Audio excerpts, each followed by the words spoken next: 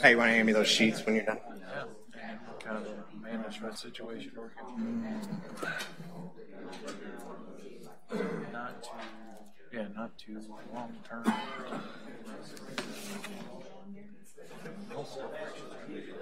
Yeah. Waste management prices, or not waste management, but Lake area, not going to keep their prices. Wow, I even move around on there a lot faster.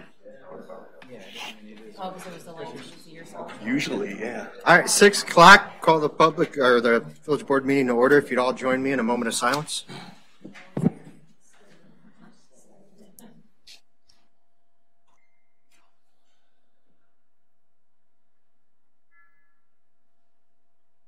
And the Pledge of Allegiance.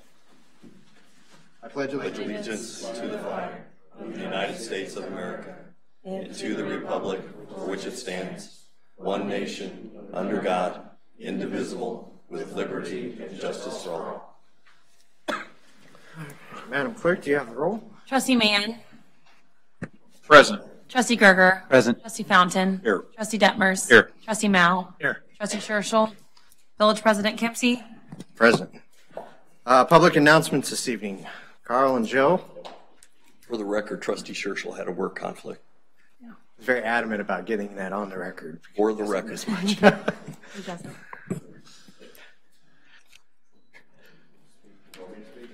Right into the microphone, and the whole world can hear you that way.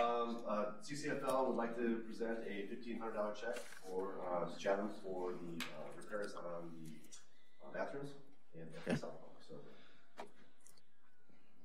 I think on behalf of Chatham, we'll accept. Yes. Very good. We appreciate all you guys do, the program you put on for the youth all year long. So thank you for your contribution, and thank you for helping us to continue to maintain our parks.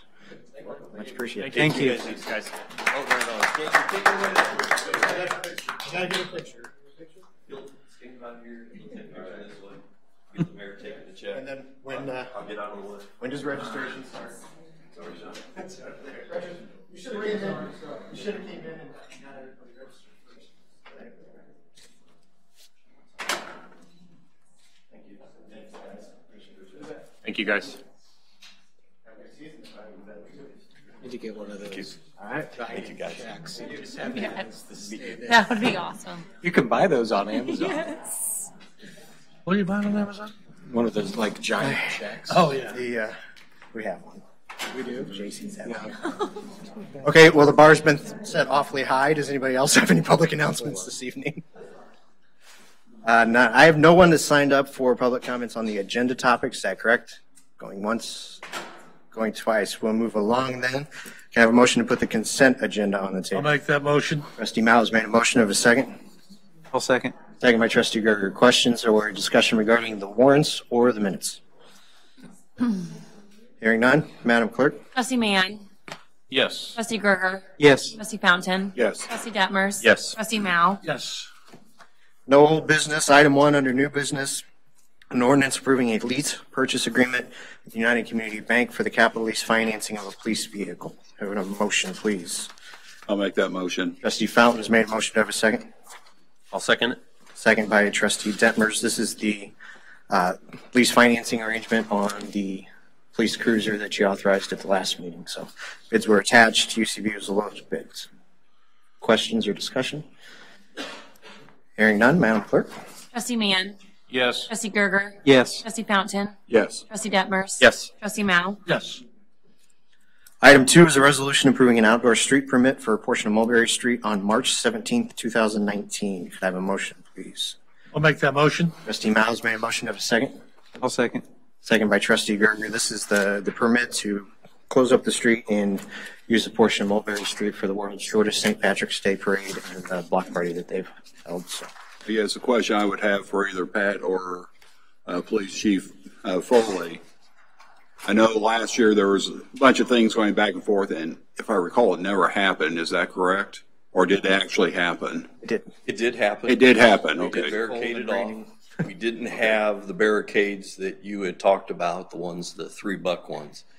The village doesn't have any of those, and they didn't supply one.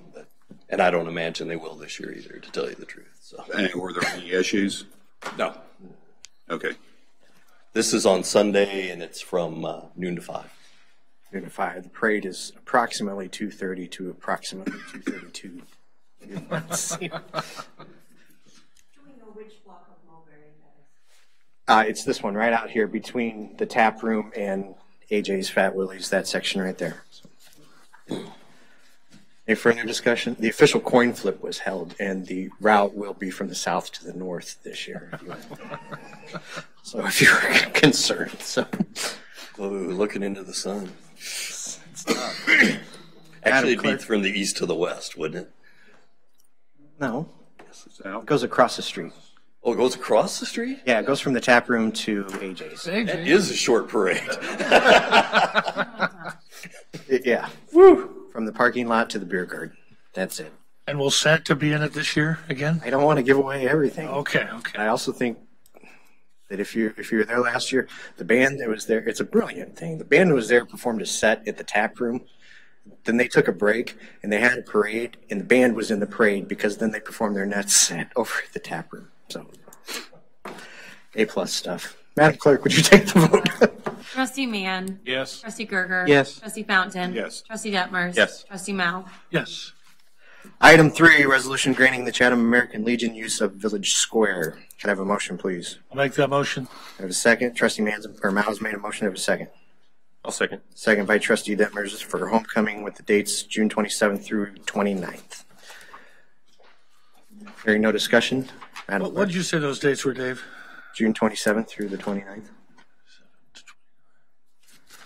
Madam Clerk. Trustee Mann. Yes. Trustee Gerger. Yes. Trustee Fountain. Yes. Trustee Detmers. Yes. Trustee Mao. Yes. Item 4, can I have a motion to move that to old business at the next meeting? I'll make that motion. Do we have a second? I'll second. All in favor? Aye. Aye. Opposed? So moved. Item 5 is an ordinance modifying the number of R2 liquor licenses within the village. Can I have a motion, please?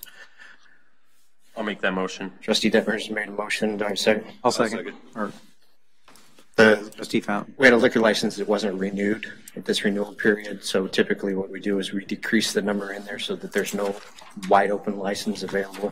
If somebody would like to come and apply for an R2 license, that means they're coming back from the board and asking for the count to change. So, discussion, questions? Hearing none. Madam Clerk. Trustee Mann. Yes. Trustee Gerger. Yes. Trustee Fountain. Yes. Trustee Detmers. Yes. Trustee Mao. Yes. And item 6 is an ordinance amending the village code on the residency requirement for liquor license holders. I'll make the motion. Trustee Detmers made a motion. Do I have a I'll second? second. Second by Trustee Fountain. This just clarifies that you don't necessarily have to live in the village. You just have to have a manager, if you're a corporation manager who lives in the county that's responsible for it. Questions, discussion? Hearing none. Madam Clerk? Trustee Mann. Yes. Trustee Gerger. Yes. Trustee Fountain. Yes. Trustee Detmers. Yes. Trustee Mao. Yes. Public comments on village business. Ms. Judd, is this for the board meeting or for the committee when you would like to speak? For the committee. All right. Any other comments regarding village business? And we'll adjourn this and we'll move into a committee right after this. But go ahead, ma'am. I'm sorry. Can you step up? We do have on a mic and I don't recognize you, so we'll give you the quick rundown. We give you 5 minutes, but this is live stream, so if you need to pull it down, that's how everybody else can hear you. All right. And your name, please. My name is Diana Rogers. That's Rogers. I live here in Chatham. I'm a resident of nearly 20 years. I have 2 items that I'd like to bring to this board. Mm-hmm. One was last night. I was here for the Utility Commission meeting. I was actually appalled and concerned that last night it was stated that it was actually complained by those committee members that they were not paid for their jobs, and they actually put off on other people their responsibilities as a commission, that it was going to take nearly 30 years to get the water problem solved here within the village of Chatham. I had my water tested yesterday. I was quite dismayed at the results. And it appalls me that all the EPA issues that we have with our water here in Chatham are going to take 30 years to be resolved. My husband and I do not have that kind of time with our health. We both have kidney failure, and to continue to drink the quality of water that Chatham has is going to put a quick end to our lives. That bothered me a great deal, and I don't have that kind of time. The second item I'd like to bring to this board, there's a sign on Route 4 that directs the traffic to the VFW on Mulberry Street, off of Route 4 onto Mulberry Street. There are a number of children on that street that play. It is not a main thoroughfare. It's also the street where most of the beer trucks and the supply trucks use to travel down. And let me tell you, none of those people visiting the VFW or vendors supplying materials to them are doing 30 miles an hour. I live on Mulberry. I see them pass every day. I would like to ask the village if they would remove that sign and put it on Walnut Street, and another sign be erected by the cemetery to make them turn at the VFW there at the cemetery, because they're running it all through those residential areas, not the main thoroughfare such as Walnut, where there are not many children playing. Thank you. Thank you, Ms. Rogers. Any additional comment this evening? Hearing none, the schedule. I'm sorry. Yes. I forgot to write you down. I have sort of a question on why we paid over $5,000 for cancellation fees for, I believe it was supplies and I'm sorry. I shouldn't even be here, but I'm here anyway. But it was for supplies where they exchanged the mats out and put clean ones in, that company. Why did we pay a $5,000 fee to cancel their contract for another contract? Why would we not wait until the contract was up and then seek a new supply vendor or whatever it was? Pat, you want to get back with Ms. Judd after? I have the answer to that. Or answer now? Yeah. We had a 4-year contract with that company, and it was costing us $10,096 a year. It was pointed out to me earlier this year that we could purchase our own mats, take care of them ourselves, and not have to pay for this cleaning service. So we asked them to get out of the contract. They decided to charge us $5,215.98 to get out of the contract. We did not go out and sign another contract.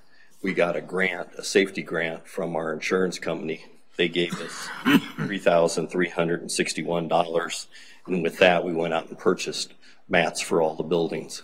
So we don't have a contract going forward, and we'll end up saving over the remaining 3 years of the contract $38,211.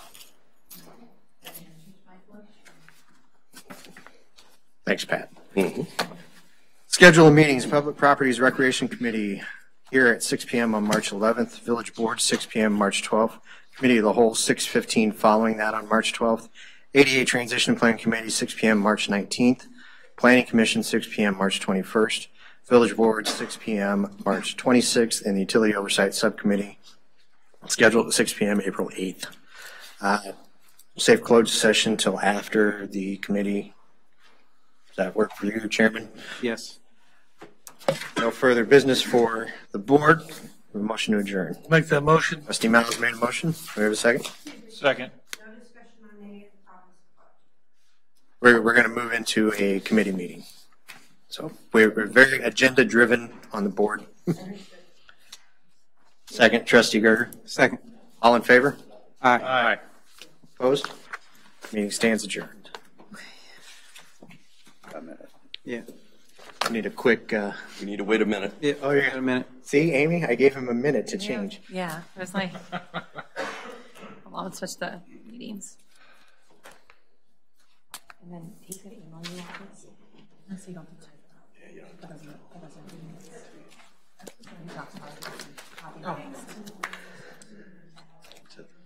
Can you pass those over to Dave for me? Thank you. Thanks, Joe. You're not going to hear him. I was going to say, all you got to do is copy and paste. Yeah. All right, bye, everyone. Have fun in Disney. Have fun, Fun Amy. in Disney. Thanks, I'm gonna try. Yeah. No riding Space Mountain. I know, it's like, I tried this. Which email are you sending that to? You can try the You village. tell me. Send it to the village one. You can try it, but it's going to work or not. Why not? It's worked so far. Yeah. This month. Grab what? Here last night.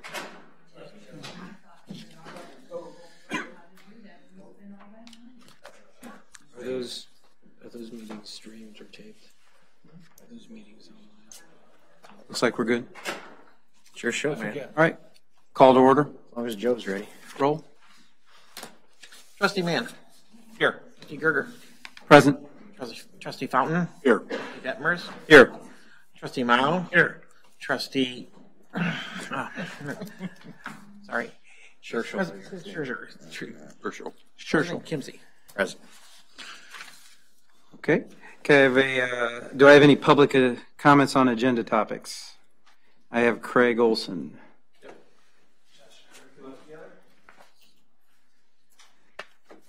We just wanted to talk for a quick minute about pickleball. I know you guys talked about the project, and just I stand on the Public Properties and Recreation Commission, also a member of the Chatham JCs, and also sit on the board of the Chatham Plains of the Park. As far as our part, the Public Properties and Recreation Committee voted unanimously to move forward with the project. Again, it's for you guys to decide, but the committee did want to see it move forward.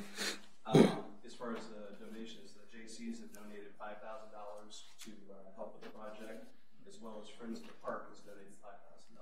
So we'd certainly like to see this project move forward. And then we're also, as part of the Friends of the Park, we're helping to kind of hold the personal donations that is it Friends of Pickleball? Friends of Chatham Pickleball. There you go. It looks like what we're going to call our FCP. We're holding donations for that. We have received over 10,000 in donations so far from that. So, the group as a whole is bringing a lot of skin in the game here. We'd certainly love to see the village kind of do the part to help bring the other parties needed to get this project done.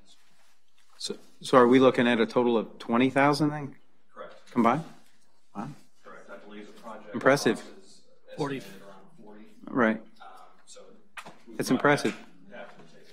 That's what we've talked about it for our organization is, because last time I was here a couple months ago, it was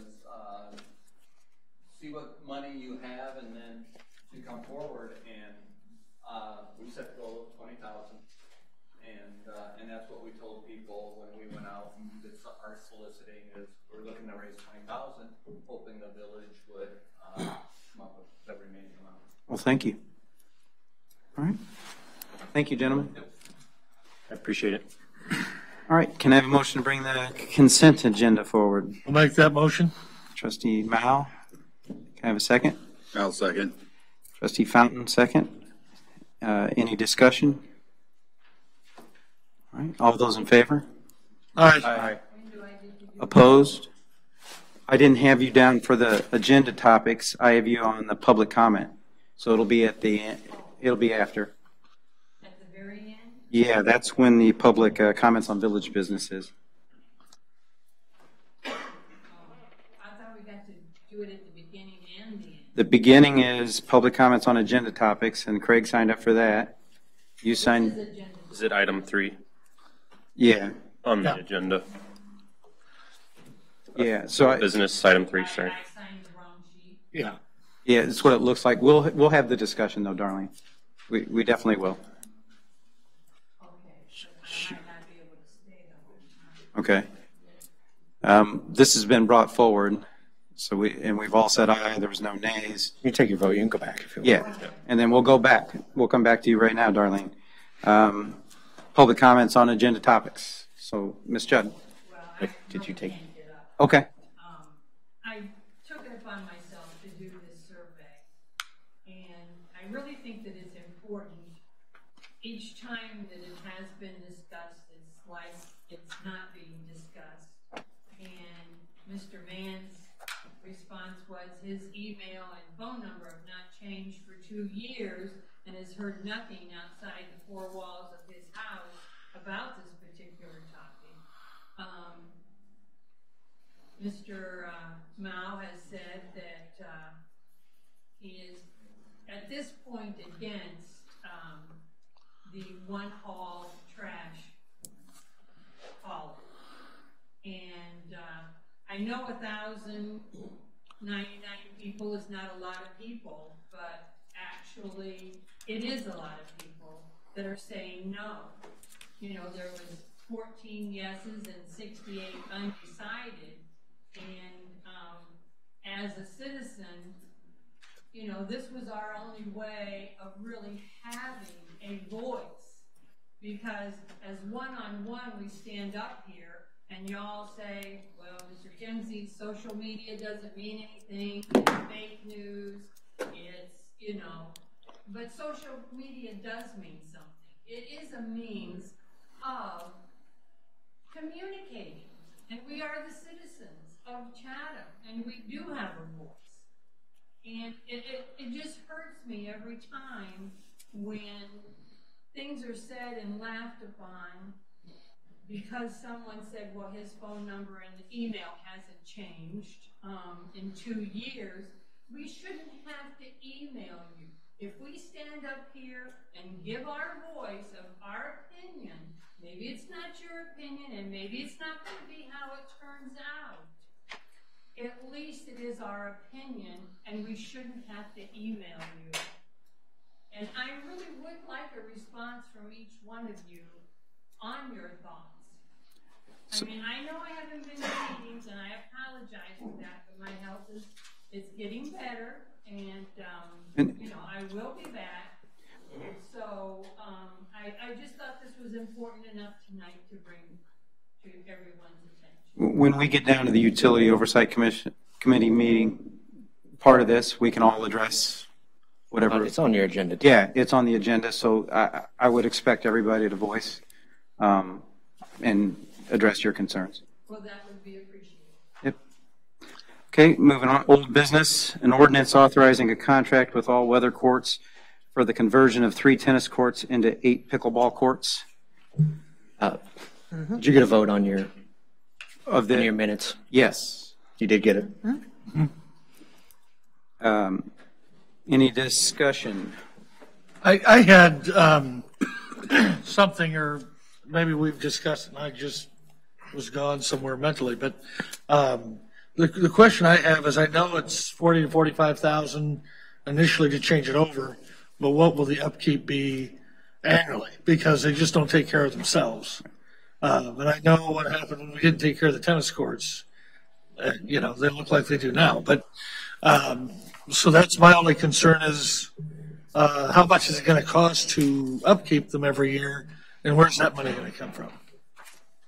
It's a valid point. And I thought the last estimate we saw was 35 to 40. Roll that up there. Here's the quote right here.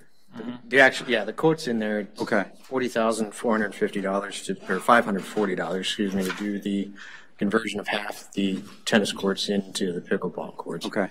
As to Trustee Mao, your question, I think is a good one. One of the things that's been discussed with Mr. Ebner, because as they approach this was, you know, they want to run leagues, they want to, you know, run tournaments, is if you want to move forward with it, that's step one, is do you want to do it and try to get that feel from you guys tonight, is to go ahead and enter into an agreement with the Pickleball Association. He'll have to change his acronym from Friends of Pickleball to Chatham Pickleball Association or whatever he ends up doing, is similar to what we do with CCFL and CBSI and the soccer leagues that utilize those areas significantly. So correct. That would be the follow-up step, I think, to this, and would start to take care of some of your questions. A perfect example is tonight. CCFL shows up and gives us a check. Correct. Soccer shows up, gives us a check. Chatham Baseball, they turn around and put in new dugouts, pour concrete up around the concession building.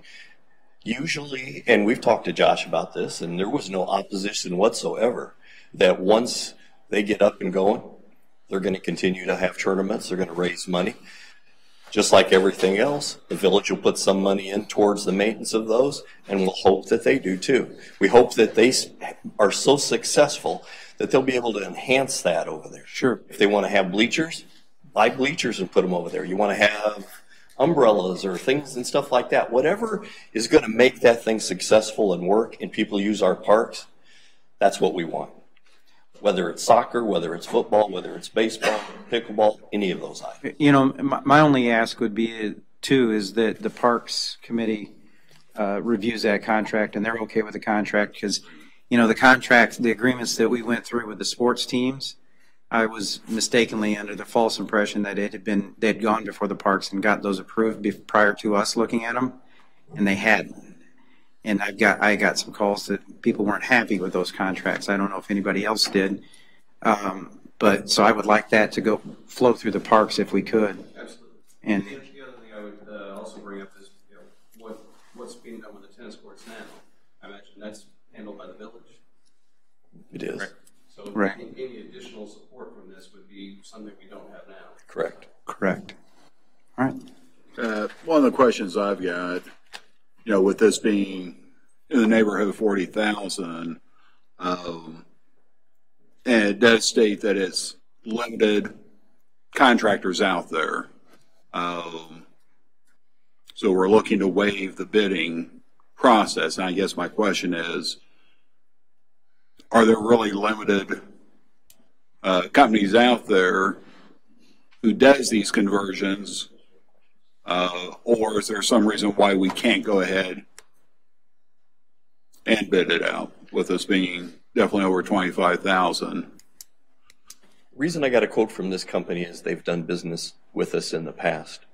They've done the tennis courts, they've done the basketball court, and I don't think anybody could argue with their work. It looks like they do a fantastic job. They get in, they take care of all the stuff, and when they leave, it looks fantastic. They're local, they're in Rochester, and that's why we went back with them with a quote. If the board would like for us to put this out for bids, we may end up with a company that comes in from who knows what state. If we need them to come back, not so sure we'll be able to get them to come back. Maybe we would. Do the pickleball gentlemen know of anybody? All weather courts has pretty much done most of the work on tennis courts. Springfield Park District, the city, and this has been many, many years. The one guy is now retiring from there, and his son's picking up the business. But yeah, I think the next closest place would be St. Louis. Okay. Coming up to do courts for us, but Central Illinois and they go all around Central Illinois, just because there's no other competition. Okay, and I guess I just wasn't aware that they had done stuff for us in the past, and you know, the village staff has been happy with their work. We have. Okay. So do I sense a consensus to bring this forward to the regular board meeting? Next board meeting? I do believe that this is the next move, the right move to make. I appreciate the effort that they put in to raise the funds. We gave them a task. They went and exceeded it. In a short period. So we did transfer funds from the Prairie Vista Park, and we changed that so that we had $20,000 to be able to donate towards this, and then also to be able, for the next item, to be able to hire landscape architects to be able to do our park comprehensive plan. So, Pat, if you could move this to the next board meeting. Well, I did have another comment after he said that. It concerns me a little, because it seems like we've talked about this Prairie Vista Park for how long now? And it seems like, I know most of you weren't even on the board. Right. And it seems like the funds that we've had dedicated to this park just keep getting taken and taken and taken each year. So when are we going to stop doing that and actually do the park? This is the first year that we've transferred funds from that. We had 80,000 set aside. We still have 40,000 there, okay? So this is the first time that we've done it, but this is the first time that, for one, we've had somebody present us with an opportunity to donate $20,000 towards something if we could match that $20,000. Me as a village manager, I think that's a good investment on our part to move 20 from it to be able to take care of that. The other 20 that we moved, or the other money that we moved out, the other 20 was to do the park's comprehensive plan, because we wanted to go after Osland grant to be able to have more money to do things with the Prairie Vista Park and with the South Park, and to be able to get that grant going. They said we need a new comprehensive park plan. So that's why we moved those, Matt. Normally, I wouldn't have recommended that. But one was, I think, putting good money with good money. And the other one was we needed one to be able to go after grants. So, and I guess my other part wasn't really answered. So when are we going to, I mean, will it be next year? Will it be 2 years? Will it be 10 years? Well, next year we could turn around and bump that back up to 80,000 as set that aside for that park again. There's nothing saying that we can't. One of the reasons that I think we moved on that was because you remember that one company that was looking to put a group of duplexes in there, and they were going to do some matching with some playground equipment and stuff like that. So we wanted to be able to move forward with them and put at least a path through there, and they could put up a couple of those exercise stations. They didn't get their grant, so they had to hold off another year. They still are not giving up on the project, but if they come back to us next year and say, hey, we got our grant and we want to do this, then we should be in the right spot to be able to take care of something over there. Because I know, I've talked to folks over there, and it seems like to them it just keeps getting pulled out from underneath them year after year after year. And there is a circumstance that I'm not to talk about right now that's going on over there that I would like to see cleaned up before we go and put a kids park over there. I can talk to you about that after the meeting if you'd like. All right. So I want to add to that a little bit if I could, because I'm of the mindset that Chatham has a lot of great things going for it today. And I think that Parks in particular, up until Dustin has arrived, hasn't received the attention maybe that I believe it to be necessary. And I think funds are tight. I understand that. I understand we're in the general fund with the parks. But I'd like to see a plan that is wrapped around our parks, because we can't do everything that we want in 1 year. And we have to create a budget and a plan and work towards those goals and objectives. And I think that's the next item on our agenda, is to create a plan and to follow that plan, rather than just to throw up another park here or another swing set there and not have a strategy to maintain it moving forward. So the pickleball discussion's over. Let's move to the next agenda item. We'll get right into Trustee Detmers. An ordinance authorizing a contract with Massey & Massey and Associates for the Chatham Parks Master Plan Update 2019. Discussion? Yeah, as I mentioned, again, I'm very passionate about parks and our public places, and I'll speak to it again on another item in this agenda, but I believe this is the right move here. I think, again, it sounds scary. We're spending money on a plan similar to the comprehensive plan, but you have to have a plan, you have to have guidance, you have to have a direction in order to make things work effectively. Otherwise, we just paint the tennis ball courts, and then a year later we want to change it to pickleball courts, or we put in railroad ties at community park, and now we decide we want sliced up tire remnants. And I think we need to create a plan. We need to work towards that plan and understand it from a budgetary perspective, what it's going to take to maintain our areas. And throwing another park, and I'm not saying I'm against the Prairie Vista Park, but throwing another park in the mix doesn't solve the other park problems that we have today. I think we need to create a plan, stick to it, and then if that plan allows for another park or 8 more parks or 6 swimming pools or whatever it is, then we work towards that end. But without a plan, you can't get there. But I agree. I think plans are important. The park that was mentioned has been talked about and been planned on for, like I said, probably 6 to 8 years. So I think it's not a new park by any means. It's been a park that we've looked at, talked about, actually said, let's do this. So that does need to be added in the plan, along with the upkeep of our of our current parks. You know, the plan going forward, it would be good to have just so we can say, here's the work we've done on these and here's what needs to be done. And in the future, you know, this little spot by the electric, you know, building could be blank. So, you know, just having those ideas and thoughts in a plan, I think is really, really important and necessary.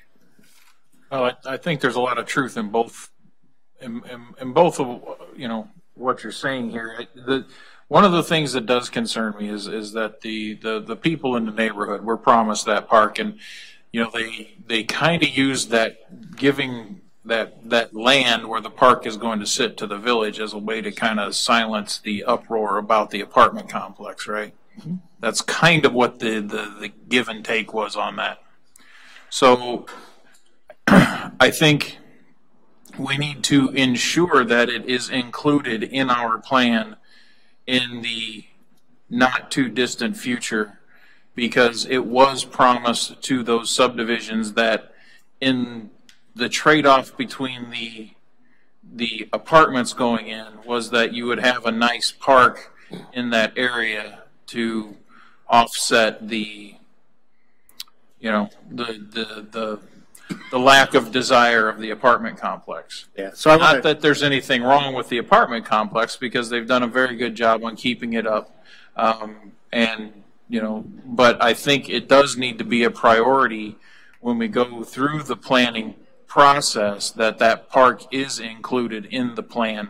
Absolutely. Yeah. So one of the things, rather than one of the things that Pat, he kind of mentioned it briefly, as we were working with Representative Jimenez and now with Representative Murphy, we talk about, you know, both that park and the concept out there, and, you know, larger scale improvements that we need that we can't necessarily do on our own single budget spot. What drives this is it was just in, I'll say the last budget, but it's been the only budget that Illinois had in, you know, 3 or 4 years. The OSLAD grants, which is Open Space Land Acquisition and Development Grants, which is a DNR program that provides matching funds to do projects of this scope, open back up. So we, as soon as they started to fund those again, we met with our representatives, started to talk about, you know, what does it take to apply for those grants? What's all the criteria look like now that they've been, you know, essentially frozen for 4 years, and, you know, what they're going back up. Should we be applying now? Because we have a list of things that we, you know, that are applicable that would qualify for that program. Good discussions with them, very frank and honest discussions about what's going to get funded the first round through is things that have been sitting in queue for 4 years while there was no funding. But then came the discussion on, here's how you position yourself to make those grants available to your community in the future. You have to have this, this, and this. And one of those big pieces that we're missing is this, and he calls it a comprehensive plan, but it's a park management program that says, here's what we have. So you get an inventory, you have a upkeep and maintenance plan with it, and you have your expansion plan. So all these things that you guys are talking about get wrapped into it, and it's done, you know, with input, with stakeholder input. So you've got, similar to what we're doing with the comprehensive plan, you got a current conditions assessment, you have some outside input beyond, you know, the village employees and us, and then you have a future looking perspective to it. So Kent Massey has been involved with planning for the Prairie Vista Park anyway. He's the one that drew the concept. I think you guys have all seen the concept drawings at one point in time. So guys intimately familiar not only with that. So all those things are going to get incorporated in this, and that's the point of doing this. And it's similar to, you know, the comment when we're talking about with the folks from the Pickleball Association, when you have an opportunity to leverage your funds and stretch them farther because you can get a match, that's a good point to get them. This is, you know, the next step to put us in position to be able to leverage in the future. So I think it addresses all of your concerns, kind of in one fell swoop. Yeah. The estimates, I guess one of the things I would say that I don't see it specifically spelled out is as they develop this plan, they look at each of the facilities, anything such as restrooms, parking areas, so forth. We need to make sure that they're also taking a look at the ADA issues. Now, I think that's in that the general condition assessment. Yes, and then of course taking a look at the equipment that's there and say, okay, this definitely meets ADA. This definitely does not. Not to say that our parks have to be all inclusive, but they should have some aspects that are inclusive. But as far as the actual I'll say buildings, facilities, not including the playground type of equipment, we definitely need to make sure it's ADA, and that's part of the plan. And I just don't see it spelled out as far as the ADA. But I think on any kind of new construction or any kind of updates and stuff, that's automatically included anymore, Terry. You don't have to specifically say it because we'll make sure he knows. Yeah, and Ken, yes. I think Ken is well aware. Yeah, and I'm pretty sure when renovating, you have to make it up to ADA. Exactly.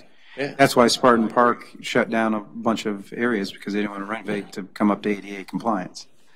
I think you have to. Now, if you could get the ADA plan that we have for the village done before these guys start doing the comprehensive plan for the parks, they would at least have whatever your guys' is envisioned for a guideline. So maybe that can happen then. So it appears, though, we do have a consensus to bring this forward to the board, to the full meeting, the village meeting. We do have funds set aside for this. As you can see on the quote there, it was $19,500. And I know in talking to Trustee Scherschel about this, when we saw it on the agenda, he was for it as well. So, I mean, it sounds like we have a consensus to bring this forward, so we should, Pat, if you could put that on the next agenda. I will. Number 3, garbage, refuse, recycling, yard waste, and leaf and limb collection services RFP discussion. So the plan was to hope to have a second draft for you guys to take a look at tonight. Right. But I didn't plan to be off for 2 weeks. And that threw my schedule all off. And you've gotten quite a bit of input from the actual waste haulers. From all the waste haulers, I've got update letters, information, how they would like to see the RFP put together. In the initial one, good example, we said that they had to supply their own tubs. Well, one of the waste haulers that we use in Chatham does not deliver that way. Everybody has their own garbage can. It has a certain size. They will pick those up. So I don't want to write the RFP so that you have to have a certain tub. So I've started going through, looking at what their different items, things that they've pointed out, and go back and try to tweak those. I'm probably a third of the way through it.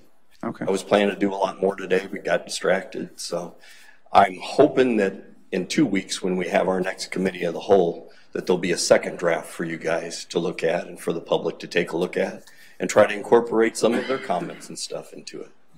Great. Like I said, it still doesn't mean that we're going to do it. It still doesn't mean anything other than we're discussing it. Okay? Right. Okay. New business. Well, I guess one of the things as you're putting that together, I know, hearing from most of the trash haulers who are here, none of them wanted to touch the branches, or at least that's the indication. I went back and looked at something today, and the actual waste hauler for Republic said they would be capable of taking care of that. Correct. At a very high price. I didn't ask him any prices. He just said that he would be able to take care of it. That's the point. The point of the entire discussion and exercise is going, which goes back to November. I think we started. Yeah, we'll discuss it in the utility. Yeah. Discussion. Various aspects of this come up, several of which impact our budget and what we do with our staff. And the only way we can find out if we can modify what we're doing with our staff, or if we're effective with what we're doing with our staff when it starts to come to picking up branches, picking up leaves, is to go out and ask these kinds of questions to see if there's a better way to do it, to see if there's a more effective and cost-efficient way to do it. The answer may be yes, the answer may be no. We've also had, good discussions, public discussions about what heavy equipment through the village does to the roadways. Infrastructure and maintaining and repairing our roads is one of the highest priorities I think that everybody on this board has, along with a lot of staff. So focusing staff and their time on fixing the roads and then not doing things that further deteriorate the roads is a very valid question for a board to be considering.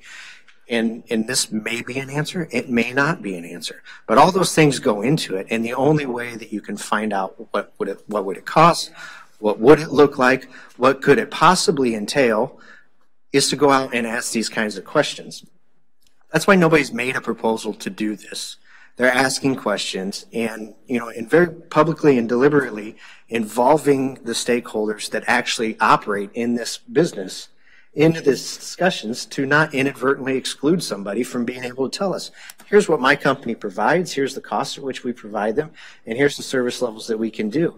Surprisingly, what comes up about it, we talk about branches. One guy, may not be able to do it, but just by us having this conversation and continuing to have this conversation going, there are other people outside of waste haulers that are looking at that and say, does my business model fit that, or is there something that I can propose in it? So that's why tree trimming companies have called me and asked me, hey, can I bid on this? Because all I want to do is the branch removal and the tree trimming part. I guess that's where I was leading.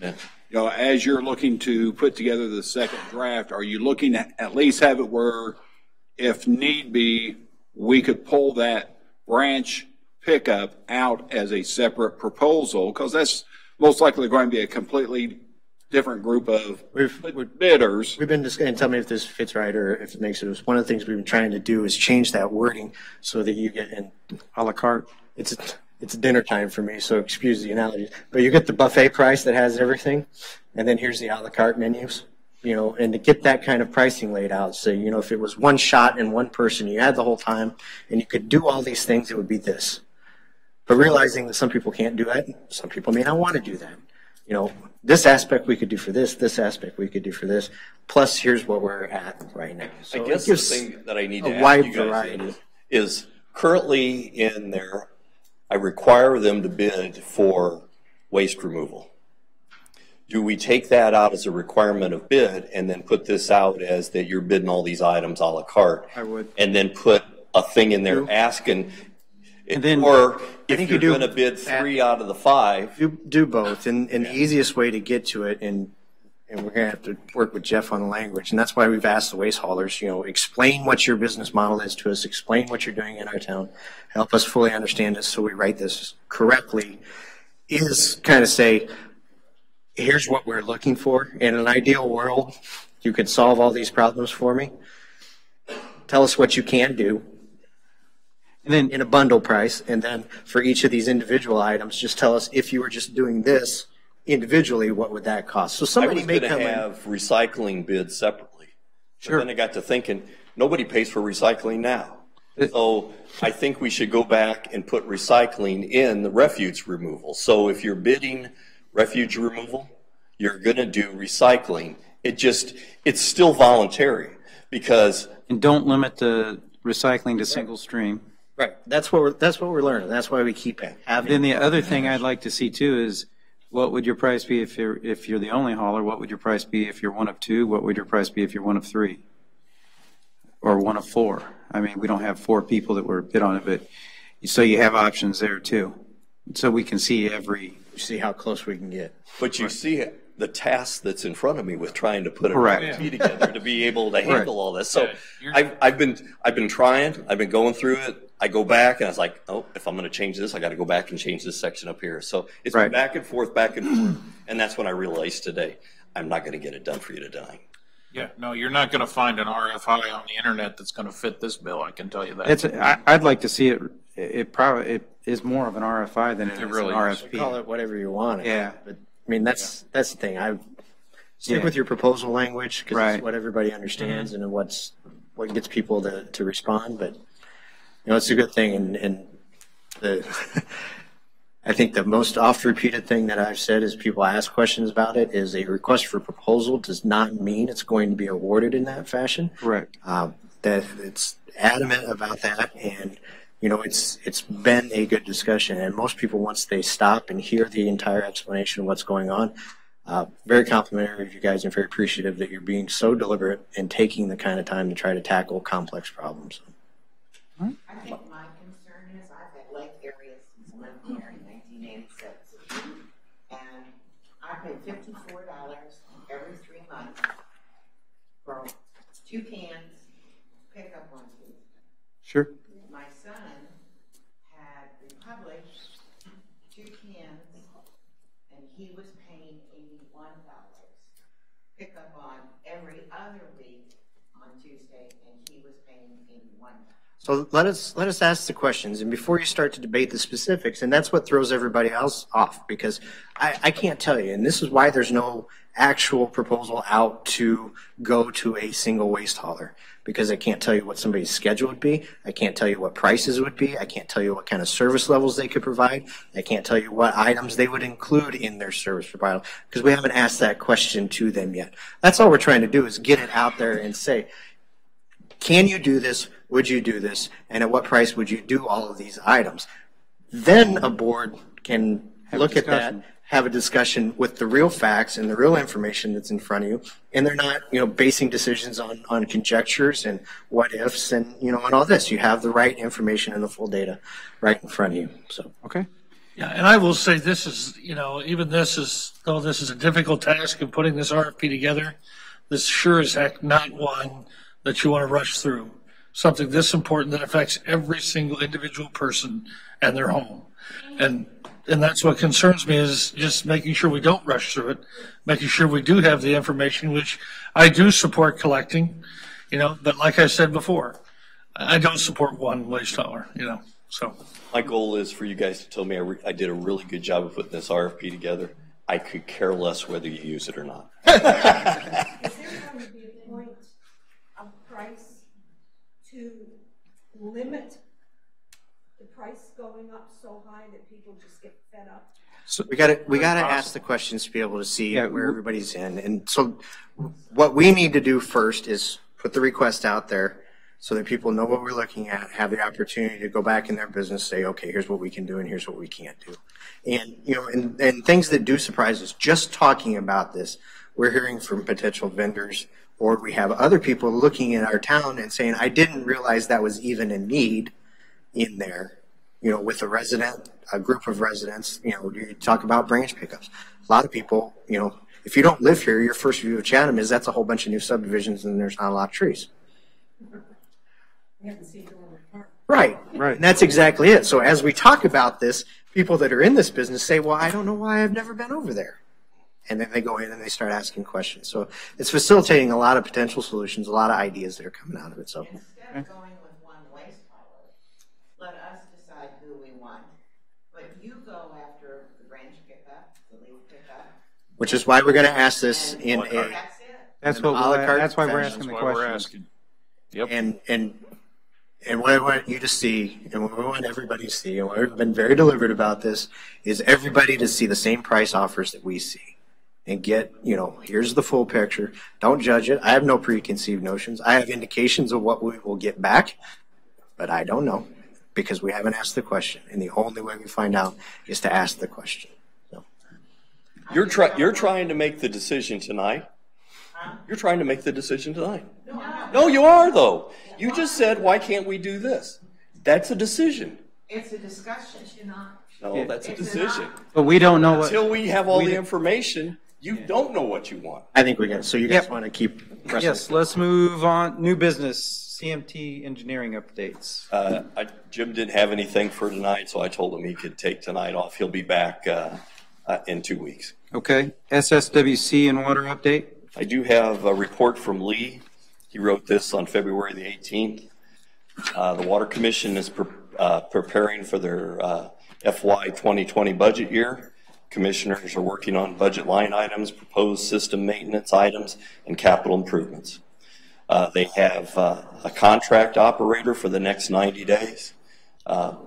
You guys remember when we talked about the manganese, that they weren't feeding the sodium permanganate? That must have caused enough heat on that operator that he resigned the next day.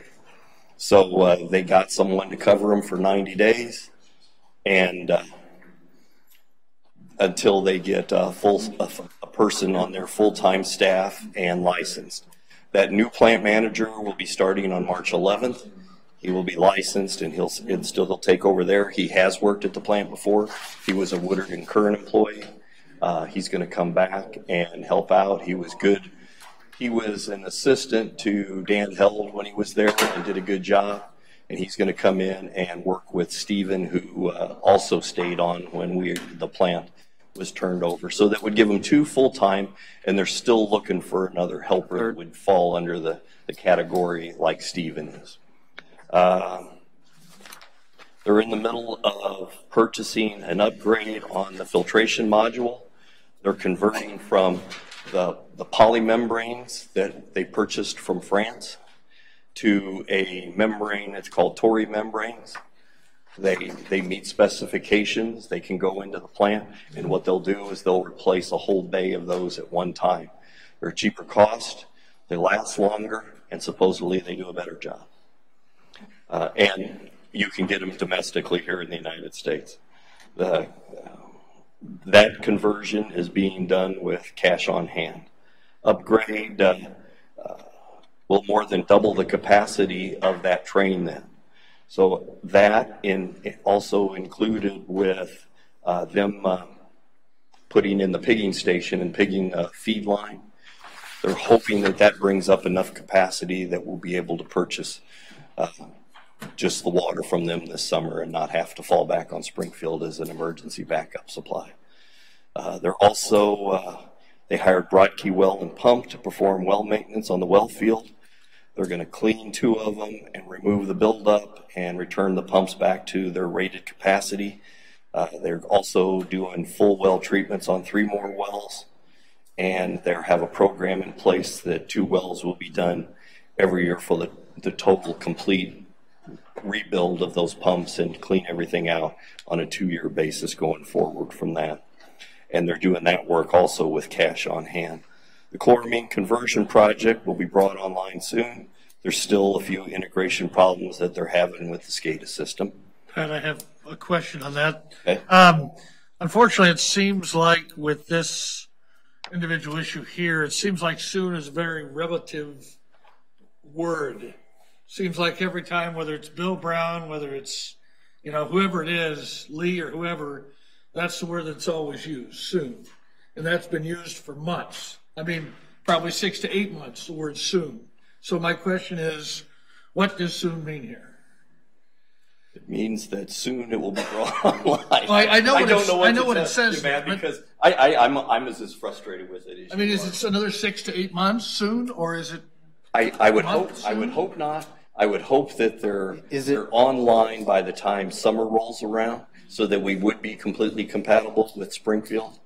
Can you clarify this, because I believe the equipment is on site and installed. Oh, it's all installed. Yeah, they're just. It's a communications problem between the SCADA feed system between it and the SCADA.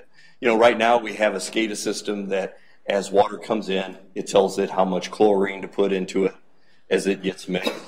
Well, now we have to tell it how much chloramines go in there. How all that works, I don't know. In 2 weeks, if you want, I can have Bill come and explain to you how the operation, and he's been working with them out there to try to get everything up and going. So he's as frustrated as the rest of us. But we want to do it right. We don't want to have a mistake and have something wrong and EPA be upset, or any of our residents or customers upset. So when they say everything's been tested, it's going to work, then we'll switch. Now, is this the same SCADA system, or was it? I think there's been upgrades, but I know at times it seemed like when the wind blew too hard, when there was too much lightning or thunder, or whatever the weather pattern might be, it seemed like whether it be that SCADA system or the one here would always have problems. It's not so much the SCADA system that has problems when you run into weather like that. It's the communication from one SCADA point to another. So the equipment out there at the plant, the SCADA that actually operates and opens this valve and puts this chemicals in and does this, shuts this, works these, that's all run on a SCADA system. It's a software that manages your operations, okay? But they have it now that you can do all that stuff remotely. The problem is it's in a remote location, and we use radio signals to talk to each other. So from out there, it turns around and sends a signal back to, I think it goes to Ball Elementary, and it gets relayed from Ball Elementary's antenna that's out there, and it gets sent back to the village hall here, and it goes into this. So they talk to each other, but you get a storm, you get heavy rain, you get a lot of wind, blows those antennas around a little bit, you have to come back and tweak them a little. Now, is there any I guess because I'm not an antenna, whatever guy, but is there any way that can be avoided or anything we can change in that? There is, but data? it's an expense. We could turn around and have like Comcast run internet cable to those, and then everything's underground, and they talk to each other, high-speed internet back and forth. But then now you're paying $200 or $300 for an internet connection there, an interconnection back here. You know, you see what I'm saying? But I guess my question is, if the SCADA goes out, then our water monitoring system is out, right? I mean, that's the. But the good thing is when it does go off, it alarms, and then those guys go out at the plant and turn around and reset the thing and get it back going. We're never out for a real long time, but it may go off at times. Yeah. At the very minimum, could you at least put up another relay so that that signal does not fade to where your alarm is tripping? And the relay signal. All right. Any other discussion on the water SSWC update? Oh, there was 2 more of them. See, the pigging station starting this week, and long-term projects include new wells, elevated storage, treatment modifications are not anticipated at this time, and they will evaluate performance of the new membranes once they're installed. And then Pat, I guess the question I've got, now that both tanks are painted, they're both back online, are we looking to get back into doing a flushing program where we do a certain portion so that we're doing on a 4-year or 5-year cycle? This spring, we're going to do the east side. Okay. So we'll do from the ground storage tank, probably at least to Gordon Drive. Okay. Village manager update? Village manager update. Item that I wanted to talk to you guys about tonight is our health insurance here at the village. Okay, and I brought it up to you last year at one time, and there was a gentleman from Gallagher came in here and we talked about co-ops. Okay, the earliest that we can get in a co-op is July 1st of this year. If we're going to try to get into a co-op, we need to give them that we're going to do it by the end of March. Right. They gave me a quote on what our increase in insurance would be to get into that co-op, and it would be 7.9%. That's higher than both the last 2 years' increases combined, but it's lower than what a lot of our increases have been in the past. Do we know what our increase would look like on the regular market? Not yet. Usually that gets closer to mid-March before we get that number from Blue Cross Blue Shield. Because right now I know we're looking at an industry average of like 6.1%. Okay. Is what we're seeing them go up. So I can kind of speak to this if you want me to. I've been sending all this information to Brett. He's got the experience. You know, I can look at a number and say, okay, that's 7.9, and if somebody says this one's a 6.7, our insurance that we have for the employees doesn't change. Right. It's just how it's handled. This co-op, what it is, it's like a self-funded plan. Correct. Only we're self-funding with, what, 8 other municipalities? Correct. So in co-ops, just to speak to it for you guys, co-ops are up to a certain point, you assume all of the risk. When it becomes catastrophic, it becomes an insured product. But you don't pay a premium. You don't pay, you have no guarantee fund protections. So say today Blue Cross Blue Shield went underwater, the state would step in and pay all their claims until you went to a new insurer, and they would help move you to a new insurer that was solvent. Not the Blue Cross Blue Shield is going to go out of business. That was just an example. So these plans have some inherent risk. What you see in these plans is if you have a healthy population, it's going to look good. But as soon as you have one premature baby, cancer, anything that's going to be, have some catastrophic level claims, you can see them financially not do as well. And So everything we would pay in, what they'll call premiums, is going to go to a fee for the broker. And it's not a knock against Gallagher, because anybody does a co-op, that's what they do, is they charge a fee, because they're going to set what they think your premium should be. Hopefully they have some actuaries. I imagine Gallagher does, is have actuaries on staff that kind of help determine what actuarially your premium should be to pay for everything. If you have a municipality that is not doing well, in the co-op, they get it from the $35,000 to $125,000 range of a claim. They get it from the rest of the co-op members. So we could be in here, and it looks like that they're trying to put us in Collinsville and different. And one of those municipalities could have a bad year, and then we'll pay for it. I went back and looked to see how they are very, very transparent. They give you every single thing of information. But the thing is they flood you with information. There is so much information that they do you, that it's almost impossible. Their financials are 145 pages or 135 pages. But I did go and look at the fund that they were looking to put us in, and they lost a lot of money last year. Yeah, they did. So their loss ratios are not very good. Yeah. I think we're looking at industry standards. Your HMO loss ratios shouldn't be above 50% ever, and most of their funds carry a 50% loss ratio. Your PPO, your loss ratio is always going to be higher. They're looking at some PPO where the loss ratio is 124%. So that means you took in 24% less premiums than you should have. So then they're going out against the other co-ops. Now, when these things work, you do have extra money, and the other problem with these things is it's your money. Yeah. So if you want to pave a road, well, we've got $1 million sitting over here. We can pave a road. Well, then you have a claim after you pay that road, you're in trouble.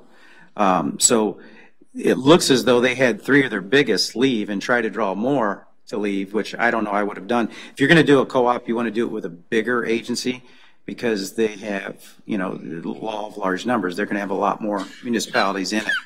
So when these 3 went on their own, because they had $4 million in their account, well, that's today. When you're just a party of 3, it's really not going to. I would imagine they'll try to come back to Gallagher within the next year or two, because one's already tried to come back. Because they're going to see that, hey, if we have a catastrophic claim, we're in this together now, but we're all going to go down together. So what I would suggest for this year, if we're looking at it, since we don't know what the rate raise is going to be, I would imagine we're going to get 6 to 9% from everything I'm seeing coming in. Just for those of you who know, I worked for Department of Insurance, and I was over health insurance.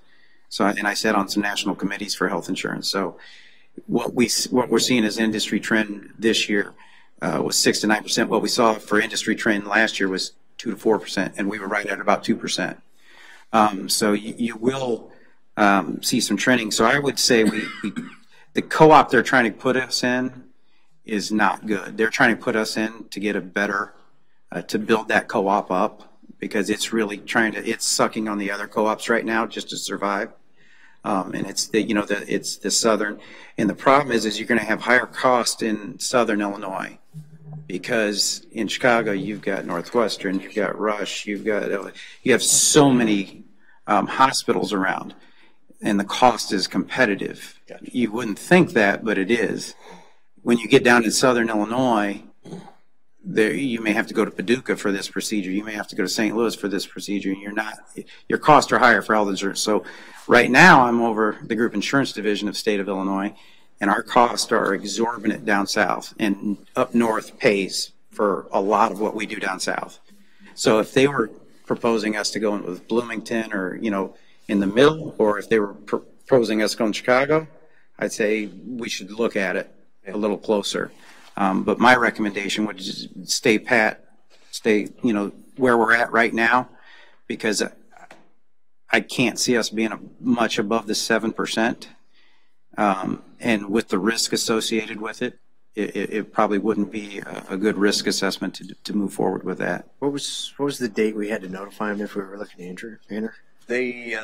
Their board meeting is near our board meeting at the end of March.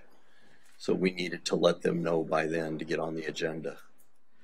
So knowing we're at about a the month from now. knowing we're at the whim of the carrier, regardless, can we see if we can get an accelerated quote? I can ask Mike to give me that as soon as possible. Yeah. But the reason that we looked at this co-op is up your point. We went to a luncheon when somebody was talking about co-ops, and they explained how They're end up to create a savings plan, and also you can turn around and pretty much bank on what your rate increases are going to be each year going forward. Where for a few years since I've been doing this, we've had 14, 17% increases. But then, like I said, the last 2 years, it's been less, well, it was 4 something and 2 something. So right around 7 total over a 2-year period. That's fantastic. Is it going to happen again this year? And rates are a little volatile right now, too, because they're waiting on a couple of rules to be written by the Trump administration. Once those rules are written and you can see whether you can go, they're talking about, being able to go across state lines with associations and that kind of thing. You could see premiums lessen even more.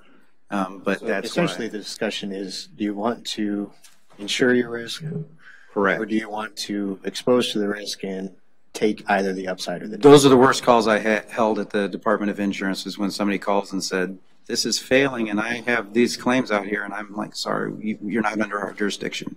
Yeah. Your self-insured plan, you're going to have to find that you're either bankrupt or, so we would have to come up with that money if the co-op crashed. The good thing is looks like this co-op has lasted for years, but it looks like the steady portion of the co-op is Chicago.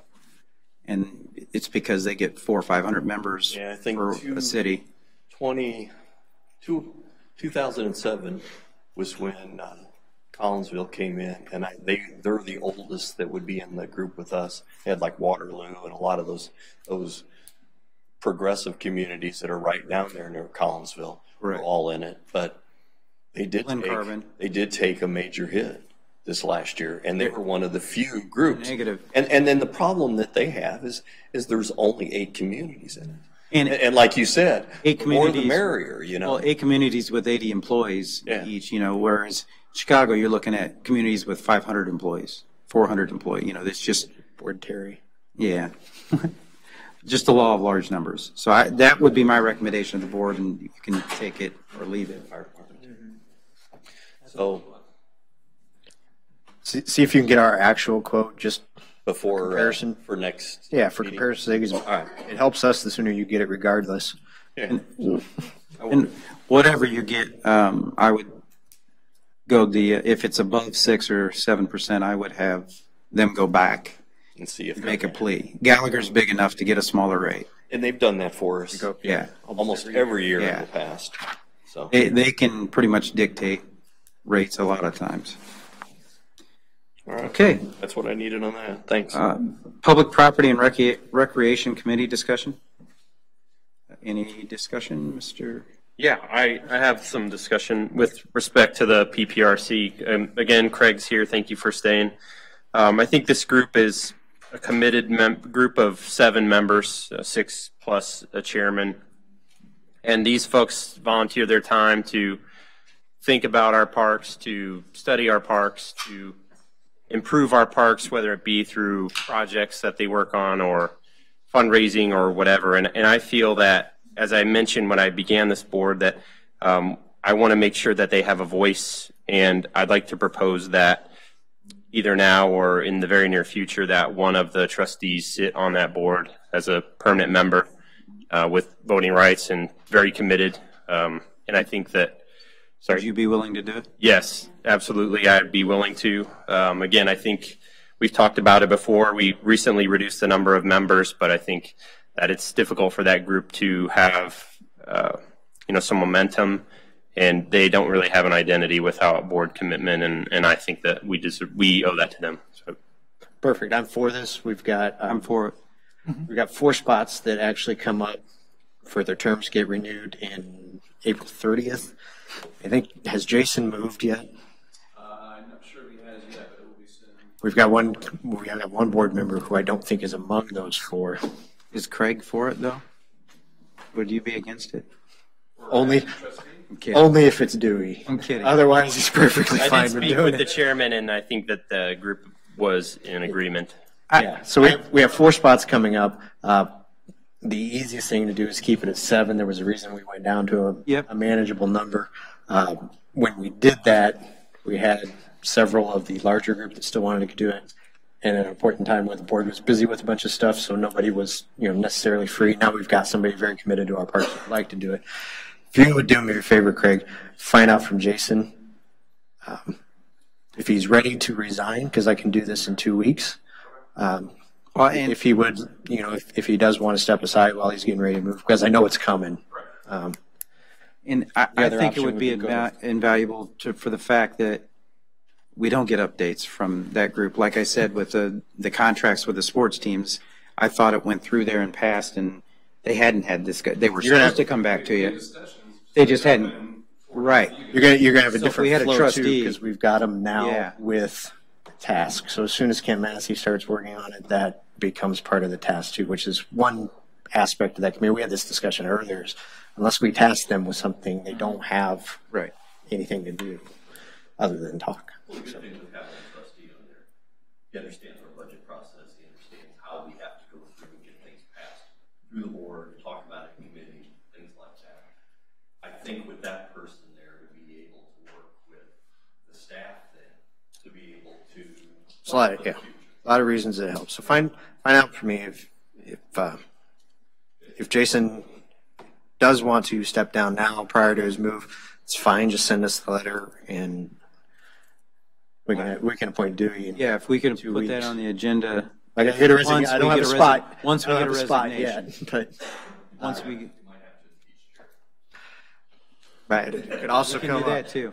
We'll do that at the parade. At the parade, at the north side of the parade or the south side? South side. We'll flip the coin. All right, and that sounds great. Utility Oversight Committee discussion. So I'll just speak to what happened last night. We talked about the water update, and we talked about our concern. The committee had a concern of communication. So, like, I know the EPA, we had a violation last year. This was, and you read that report, and nobody really understand what was going on. But when Dustin showed up and explained it, and concisely and very easy for us to understand, we kind of asked Pat if Dustin could do that when we do see violations, or if there is issues going on at the plant, if he could have a write-up for us, and we maybe put it on the website, or just at least provide it to trustees, so we know what the issues are that are going out there. And we discussed about, there was multiple discussions about Lee doing a report monthly, and the discussion went to, well, and man, this goes to your point from last night. We weren't talking about we're not paid money and we don't care. That commission is not Chatham, it's SSWC, and Lee is a volunteer. And if we put a lot of stuff on him, at some point he's going to say, I don't want to do it anymore. Well, I don't know of anybody that can take Lee's place, and I think we're moving in the right direction. We've talked about that Bill has a plan for out there, and you can't do everything at once. And I know Bill's frustrated with the chloramine, as we're very frustrated. But you can't do everything at once, and I know Bill has a very good vision of how to improve it out there, and I don't think his vision is going to take 30 years. But we are seeing improvement, marked improvement, and we keep going forward. And as long as that's happening, that's a good thing. More water we sell, more money they make, faster. And are we saying that there's no issues out there? No. Like I tell Pat every now and then, I smell chlorine. I haven't smelled chlorine for a little bit. Chloramines will take care of that. And then we can work on the hardness. And, Bill has said that you take one step at a time, and then we go forward from that. And I think Bill, having him out there is invaluable. Having Lee out there is invaluable. So we kind of came up with, it'd be great if Dustin, since he's the water guy now, could give us a write-up if any of those things that go wrong out there, whether he provides it to the trustees or it goes on the website, whatever it may be, just so we know. The last thing that happened, Pat didn't know about. The last thing that happened, our village employees actually caught, and we discovered that last night. they noticed something was wrong and they did testing, and then they went out there and then they finally caught the guy, and then a day later he resigns. So even in that case, Dustin could do a write-up to us. This is what we found. This is what, you know.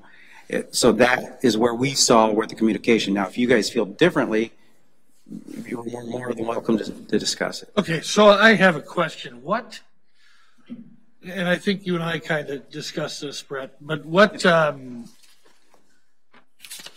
best way to put it, I guess, what kind of recourse do we have if being as customer and as 95% of that commission, you know, what recourse do we have if we're not told of these things going on and these things occurring and they're not telling us?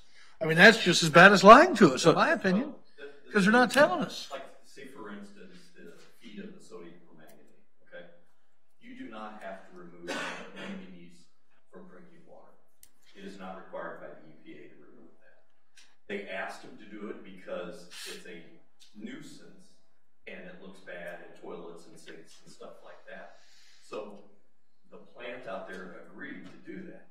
The problem is it quit working and the guy didn't get it fixed for a month and didn't tell anybody that it quit working. So we start seeing problems back here. Did that cause a violation with the EPA? It wasn't a violation for them not to feed it and for it to come to us. The violation for the EPA was that they failed to put down what the manganese levels were on the report that they turned in. That's the only violation. It's a clerical violation. But so our contract with the South Saying is, as long as they provide a safe potable water, we have to buy water from them. And safe potable is determined by the EPA. And I think to your question, what was the record? That guy doesn't work there anymore. Yeah. So there's What? the guy that failed to do this doesn't work there anymore. Well, I mean, I'm just saying. We do have influence on it. Well, I mean, my whole concern is, you know, it was small this time, but next time it may not be small. And I don't want it to be. And like I said, that's why now they are required to send us what the iron level is, what the chlorine level is, and what the manganese level is. That was the other part of my update is Dustin is asking them for those figures every day now. So we should catch it much earlier. But that's our concern too, Matt. That's our frustration is what recourse do we have? But aside from them producing what the EPA considers potable water, we really, Jeff, am I correct? There is not. Now, I don't even know what recourse do we have if, say, for a day period or a period they don't produce potable water. What's our recourse? Boil order. Just a boil order. Or we shut that feed off and use our emergency backup. So we don't have any legal recourse. And we could purchase from another supplier if they're not able to provide it. Right, but as soon as they come back online, because there's really we can't have monetary penalties because we're penalizing ourselves because we're going to pay for it. Yeah. Your discussion with the insurance that you just had, it's the same. Correct. Scenario. Our best is to work hand in hand. No, I completely agree. As good as we can to keep up with them, to talk to them on a daily basis, and make sure that we don't want to be their enemies. We want to be their partners. That's significantly different than what it was 4 or 5 years ago. Significantly different positioning on. You're all working. But last night, the water sample that I brought into the utility committee had 510 parts per million of dissolved solids in it. The normal shouldn't be any higher than 200. Every day, I'm taking that stuff in. I have kidneys that are 9 centimeters big. My body can't process that stuff. I can't drink it. What am I supposed to do? You're talking about chemicals. I'm talking about the dissolved solids, which are volatile organic compounds, pesticides, runoff, crap in my water that you can't see. What am I supposed to do? You're talking about chemicals that are being added to the water. I'm talking about the stuff you can't see. It's getting through your feet, it's your kids. your babies, your grandchildren. What's it going to do to them? Thank you. Okay. And I don't have water. I don't even have stable electric. I don't even have ADA sidewalks around any of the blocks surrounding my home. And you guys are talking about upgrading everything. But we don't even have basics. I'm so frustrated. Okay. The other thing with the Utility Oversight Committee discussion, what we talked about was the waste proposal, the waste hauler proposal, and the request for information. And we kind of, discussed that it was really too early. While I appreciate this poll, and we've talked about even a special board meeting once we get all the information to where everybody can come and discuss it. It's really too early to have a poll because we don't even know what we're looking at. If we come out with a proposal, if the information produces something that says, yes, we'd like to look at a single waste hauler proposal, then I think we have the discussion and you can have the poll. I think the poll is valuable, but it's just too early because we don't even know if that's what we're even going to consider or bring forward to the public portion. If this board even has, we just don't even know what information, like, President Kimsey said, we don't know what we don't know. They have to answer our questions, and then we'll know. We'll have an idea what's out there, whether it's 1, 2, 3, 4, or we just look at the leaf and branch pickup, or we just look at the cost of this and that, whether it's take the green fee. There's all kinds of opportunity for us to look at the information that's provided, but it's still just too soon. Input is welcome, just like Pat has kind of turned on this, RFP a couple times because he found things out that, we just want to put out the best RFP, RFI, whatever you want to call it, that gives us the most information to be able to disseminate that between ourselves and then to the public. But this is going to be a very public thing. There's not going to be where we go and it just shows up on the board one night and we all vote and it goes through. It's going to be a discussion that happens, and it's going to happen over time, and it's going to happen very publicly because it is so important, and that's where our focus is. You're 4 or 5 months into it already. Correct. But, I think we've learned some things with the RFP. We could have thrown an RFP out there within, the first 2 weeks, but it wouldn't have been the level of what it's going to be when we actually do have it hit the street. And we do have vendors that are just tree trimmers bid on things, and we do have, the a la cartes. I think those will be a very valuable tool for us to look at for information-wise as well. And I have one thing on that. I know at this point we're just looking at information. However, I do appreciate this poll. I obviously don't know how scientific it is or whatever, but I know residents all over the community put time and effort into that. But I also know that as I've gone to homes, door to door, speaking to people all over our community, probably 500 or 600 homes at this time, not one person has been in favor of this at all. So I think that's a very important thing to keep in mind. 600 homes may not be a lot out of the 6,000 or 5,500 that we have, but also you've only got 15 yes. So I think those are important numbers to look at. So it's a big matter of which question do you ask. Yeah, so the thing they're looking at is they're saying, do you want a single trash hauler? I would say absolutely not as well. Mm-hmm. But when you frame it with, you could get all the services you get now and 2 big pickups during the year. So you're adding services and you could get it for $20 for every 3 months. Would you consider that? That answer is still no, because, But that's for you. And we'll see. We definitely will see. So but I'm just saying a set price and 1 waste hauler, that answer is no. And that's for you. That's what. But we don't have the information to be able to present them so you can actually have a true poll of what it is. But what I'm saying is I think it's wrong to dismiss this information. It's not being dismissed, Matt. I said it's very valuable. So I'm just saying we need to keep it in mind. Yep. No, I agree. I think a poll at the point where we have exactly what we're contemplating would be good, would be nice.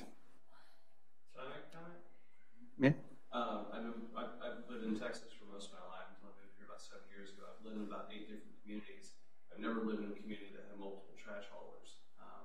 I know, the roads are obviously a problem like we talked about before, but I hate seeing trash cans every day. I know it's just how it looks, but it just makes the neighborhoods look trashy having trash cans out every single day. I know what I paid before in Texas, again, it's been 7 years ago, but it was half what we pay now. It can certainly be a good thing. I know a lot of people are against it and they love their stuff, but there's a ton of communities around the world that do this. There's a reason they do it, and certainly something I think people should at least take the time to look at it once we have the information, rather than putting out one-sided polls that people say yes or no to. And as far as the argument, as far as the roads go and our infrastructure, I like how we've kind of went after this and not the school buses and not other heavy equipment and What other control things, like do- I said earlier. What about control the do we school have buses. over school buses? Huh? What control do we have over school? Well, I'm just saying, that's why we reach out to the school district and say, So we your talk. equipment is having an impact on our infrastructure like we are doing to the garbage and waste haulers. So we talked about that last night as well. So to further the update, I said the school buses are an issue, but we have no say over the school buses. That is for the school board to be in. We need to partner with them, and you need people to go to their forums that are the candidates that are being elected for school board right now need to have those hard questions too, of how do we lessen the school bus traffic and become more efficient. I know they have that software that they use, but that software I know is not always used. Do they get a better control of that? But that's a question for them. We have no control over the school buses.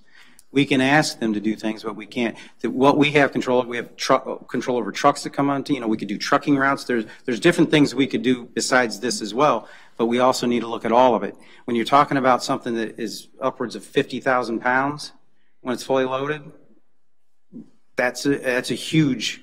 A good example, man. Every time there's a delivery truck that goes to RP Lumber, it turns here at Mulberry Street, comes down. Right. Truck driver sits there and goes, trying to figure out how to get over on the other side of the track. His GPS should have to go down to Walnut Street, make the turn, and turn in there. But that crossing's been closed for 20, 25 years, and GPS is still trying to send them through there. And that's why, in my opinion, we need to reach out to RP, and maybe we have, and work with them, and work with, it is their trucking company, where they get deliveries, RP gets deliveries from company X. So we need to reach out to RP and that company and say, hey, don't turn there. This is not where you turn. And it makes this road get beat up out here. oh, I'm sure it does, and So if if you really want to get it, if some GPS models, if you're coming from Jacksonville area, trying to go to the Double J campground, it will put you into the dead end road that's over by Goldenrod and the library. That sounds like a voice of experience. Huh? It sounds like the voice of experience. For the funniest read, it's actually on their website in their directions, because they've had it enough times that it's happened to people in their RV that they end up trying to turn an RV around in a cul-de-sac because it led them there. But you know what? The whole conversation brings up a point about our truck routes and what we don't have, like the lady brought up earlier. We don't have clearly indicated truck routes on where to go once you're delivering within Chatham, and that is something we need to look at. Because to her point from earlier, we shouldn't be routing those delivery trucks should be going down Walnut to get Main to Walnut, Route 4 to Walnut. That's But a lot of highly times- sensible and logical, and they're following The their signs. GPS and the signs, because our signs do have it set up that way. So we do need to look at the truck routes and specify that these are your paths. And I'm sure we have similar instances of things coming from the interstate off of the Chatham exit off of 55 in the same direction, but in reverse paths, right? Just you know, you're going to hit Mulberry Street on the other side, and you're going to run right into the fence at the other side of Mulberry coming this way. So, you know, we do need to look at that at some point. A lot of the gas trucks take part. And I would agree. However, there are certain statutes out there dealing with where trucks are permitted, depending on what classification of road they're coming from, whether it's class 1, class 2, class 3, where, you know, for deliveries, they have certain miles, you know, from that if they need food, rest, delivery, you know, that's also in there. But yes, if we can provide that additional guidance, I would agree. Now, one of the things I don't know about the school buses, but I can tell you that, and once again, it depends on the configuration of the garbage truck.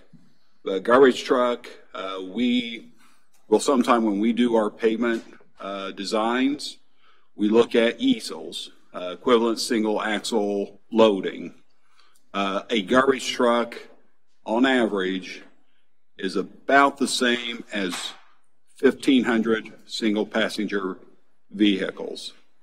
So, you know, they do supply additional wear and tear on the roadways. I cannot say what school buses are, but I'd be more than willing to look at. But with their axles being a little bit further apart, their loads being a little bit less, I'm guessing they're not as high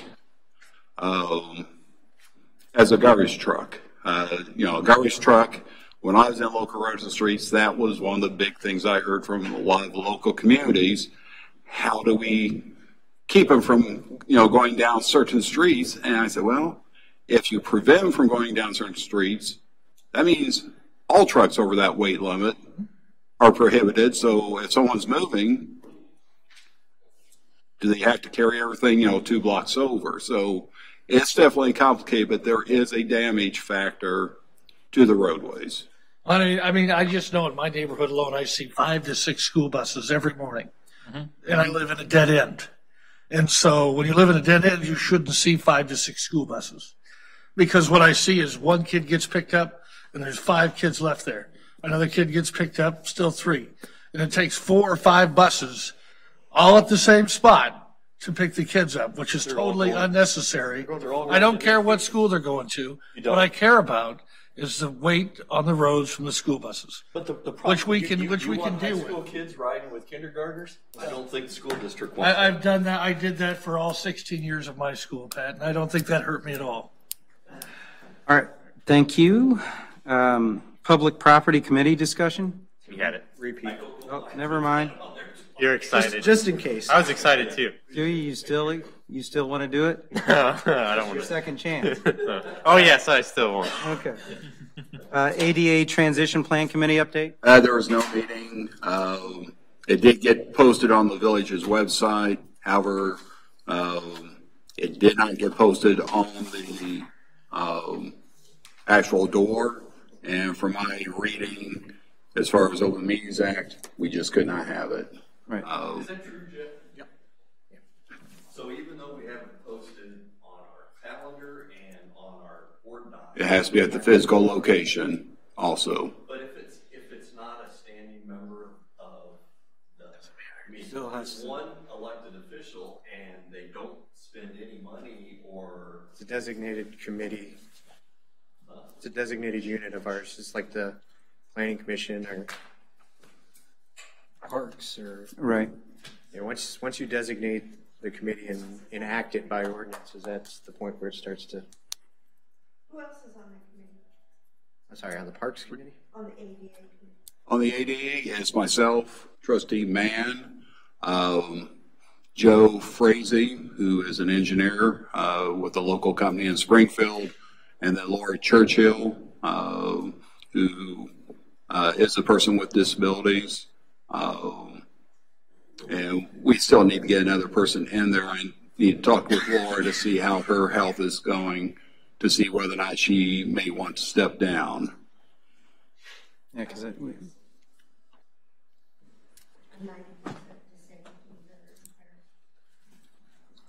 I'm sorry, what was that? She would be interested. Disabled to the Veterans Affairs.